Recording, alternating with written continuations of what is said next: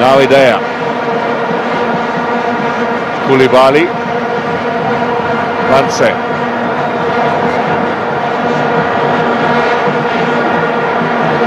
Forward he goes. Challenge in there from Ambrose, who's really kept the fort nice and tight on the right-hand side of Nigeria's defence.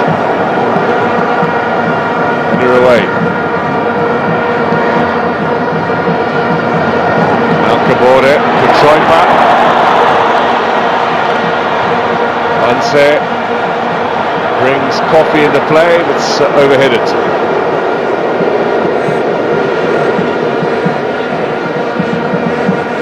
Just a little duo of Petroipa and Kabore give Burkina Faso just something extra special. For the rest, it's a workmanlike lineup. Individually, not too many stars. Yes, Ike Uche now with an opportunity inside here for Moses. He's going to shoot, and it's blocked by Kone. Here's the follow-up from Mba. He scores! Nigeria have the lead, and Sunday Mba scores his second of the tournament. 5 minutes to half-time, and they've broken the deadlock. He got the winner against the Ivory Coast in a sensational quarter-final match. Ball played in by Idea. Then it was Uche. Then it was Moses. Shot was blocked. Fell for Mba. He juggled it once, twice, and in the back of the net.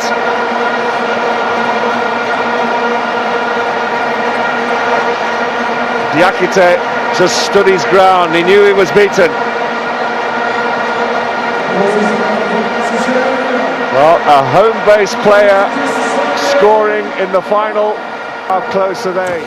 Good evening and welcome. Well, on the strength of what you just saw, most of us are expecting, Sunday Mba, that scored in the final, pick up an award. John Mikel Obi as well, pick up an award and hand the, over 13 years wait in the African Footballer of the Year Awards. My name is Yemi Adebayo. On that note, I welcome you to Sports Tonight this Thursday evening. It's a night of anticipation. It's a night where Africa's king, Africa's best performers in 2013 will be known. And of course, we are monitoring events at the CAF Awards. As a matter of fact, Toyin Bitore and Austin Okon-Akpan are at the venue as we speak, and we'll do our best to fill you in, give you a blow-by-blow account of what is happening right there. And of course, tonight, the awards will dominate our thoughts. We will see if it will be a clean sweep for Nigeria. We're nominated in about 7 categories, and we're hoping that we'll pick what a lot of people have said is always the best, and that's the best player. And we're hoping it's going to be our own John Mikel Obi. Well, let me quickly give you a rundown of what we're going to be looking at tonight. I just give you an hint. We're going to be looking at the awards and looking at some of the guys we think might come out on top. The Super Eagles, they're in the news. We'll be talking about the Super Eagles. They'll be playing a friendly. We'll be talking about the Super Falcons. We'll also be talking about football transfer. It's that time of the season where a lot of speculations, a lot of players moving from one club to the other. So we'll be looking at that. We'll maybe turn ourselves to speculators tonight as well. We might be ending, we might be moving to a particular place, we might be staying put. We'll look at all of that. Of course, as you know, Thursday is Varieties Night. We'll be looking at bar sports. We'll on the show tonight, we'll be looking at chess. And of course, we have a basketball enthusiast in the house. We'll also be looking at basketball tonight on the show. That's the outlook of the show. And as we go on, at some point, we expect that Toyin Bitore will join us via phone to give us an update, to let us into what is happening at the CAF Awards. Well, let me quickly introduce my guests, my partners on the show tonight. Let me start from my immediate right, Cecilia Omorogwe. It's good to have you Thank you for having me on the show. And of course, Femi Adifeso, most times when people see you, they know you're here to talk about basketball. But I know you're a versatile guy. You love all sports. But then again, we'll be talking basketball and other sports tonight. So, Femi, welcome. It's always great to be here. It's a pleasure. All right, let's start with the biggest. Let me hear your opening remarks. At about now, the event should 9 p.m. Be starting. And the biggest pick of the pack, the African Footballer of the Year award. And let me start with Femi. Where would the pendulum swing? Tough not to crack, if you ask me. But due to patriotism, home advantage, and as well as the Nations Cup, I think that's the only thing that separates these two guys. They've been fantastic. They've done so well for themselves, individually, and every other quota you want to use to measure these guys. They've done so well. But on the fact that Mikel was able to get that African Nations Cup, we are talking about an African award. Okay. So I think that puts him in a better state to take the gong. And what a way, when we win the Nations Cup, and we qualify for the World Cup, we also have the African Player of the Year. I think it's going to be very fantastic, way to start the year, and also look forward to the World Cup. All right, Sisi, your opinion on that? This is going to be patriotism, I think, or some people say common sense. Is it patriotism or common sense? No, I think there's no common sense here, no patriotism. You have to look at the achievement of these players side by side. Okay. Now, starting from what happened in 2013, starting from the very first event in Africa, what happened? That was the Nations Cup. And Okay. who won the Nations Cup? Nigeria. And Mikel, of course, played every game. True. And he was the master of the midfield. We saw a different Mikel that we haven't seen in a very long time. Most times people usually say that whenever Mikel comes to play for Nigeria, he doesn't give his best. But we saw, yes, we saw the very best of Mikel Obi at the Nations Cup. And moving on to the Confederations Cup. And of course, Nigeria won the Nations Cup, and Cote d'Ivoire did not even get to the finals. So we're looking at the strength of that. Now, if Mikel could play all the games, and when Nigeria got to the finals, and of course the Nations Cup came to Nigeria, and after that, you look at the Confederations Cup, and even before the Confederations Cup, we know he's fantastic, a masterpiece in the midfield when he's playing for. I have a funny remark to make. We have 3 guys on screen, but how come we're talking about?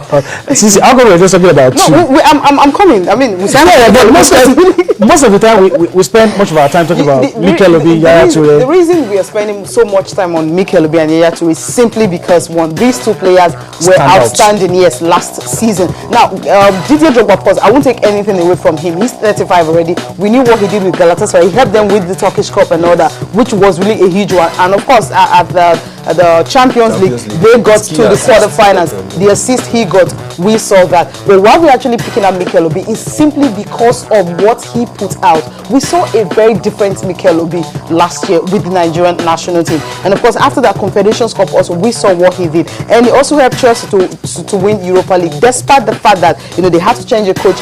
Rafael Benitez came in, the fans never liked him, but he was able to bring out something extra for most of the players. And Mikel also played a very, very vital role. For Yaya Toure, of course, he was fantastic, but he could not just put that extra edge to help his team to win any trophy. So that's the angle I'm looking at it from the angle of what did he help his country and also his club to achieve last season. Okay. Now, if you're taking that and looking at Mikel Obi, fine, he scored more goals. We know that. So many goals he scored, so many assists and all that. As a midfielder, he has even broken a record with Manchester City, becoming the first defensive midfielder to actually score a double figure and all that in a particular season. So which is really cool for him. But for me, I think Mikel Obi was kind of more outstanding because of his contribution to the club and country. Well, the other categories, of course, but what really matters is what you have on screen. This is the king of it all. And we're hoping that a Nigerian will win, and hoping, that's a key word. We started 2013 well. That moment, January, February, was very good. And we're hoping that January, February in 2014 will be good as well. That takes us to the next thing. Let's talk about the Super Eagles, whether it's home-based, whether it's the main Eagles. But let's start with the main Eagles. Femi, news is that the Super Eagles will take advantage of the FIFA free window in March, and they will take on Mexico. Second time they'll be playing in 9 months, and I think it's a good one. Yeah, very good one. I think since Stephen Keshi has taken over this team, we've been able to use, all our FIFA free windows. And I think that has been the fantastic thing about this guy himself. For the fact that we don't let anyone go to waste. I remember, back in the day when we used to yen and, but this time we use them well and we play good, top class friendlies, yes, all over the world. Mexico, I think it's fantastic. If you look at even the record of the Mexicans against the Argentines, you want us to play such a team. They've been able to be a tough nut to crack for them. I remember in the American Cup now, they play the American CONCACAF Cup they play. I remember Mexico, making them stumble, in the quarterfinals, at some point. I also remember even in the World Cup in 2006. Yes, they had to go to extra time, before a super goal for Max Rodriguez, got them, way past them. So Mexico, good team for us to play right now at about now, and thumbs up to Stephen Keshi. He's the big boss. He's really showing it. Well, I think much of the credit should go to the yes, but I think if he doesn't agitate for this, it's something that is not really... I don't think they will come to pass. Because from you do have the points. Yeah, from previous experience, that's why I say credits must go to him. Okay, well, let's talk about the Chan Eagles as well. We're looking forward to Saturday when they would play against Mali.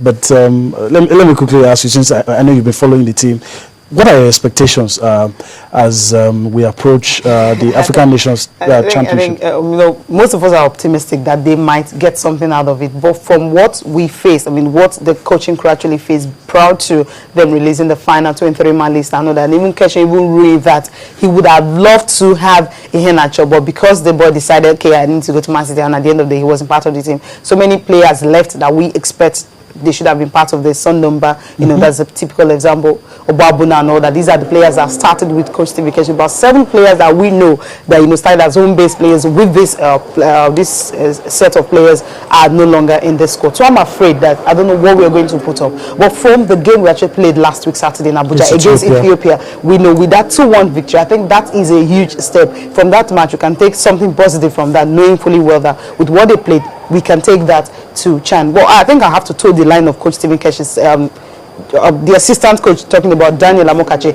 who said that we shouldn't expect so much from these players. But he believed the players shouldn't be carried away by the praises they've been getting, the tributes they paid to them and others, saying, oh, they're good to go, they are already African champions and